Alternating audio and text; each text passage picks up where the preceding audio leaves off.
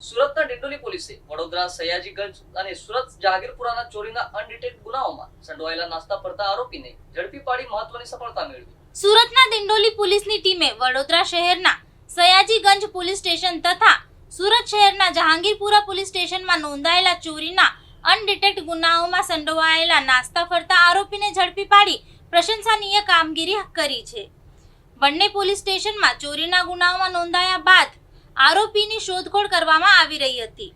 દરમિયાન દિંડોલી પોલીસને મળેલી બાતમી અને ટેકનિકલ માહિતીના આધારે આરોપી અંગે મહત્વની કડી મળી હતી, જેના આધારે પોલીસે વોચ ગોઠવી આરોપીને ઝડપી પાડ્યો હતો। આરોપીની ધરપકડ કરી પોલીસે તેની વધુ પૂછપરછ હાથ ધરી છે।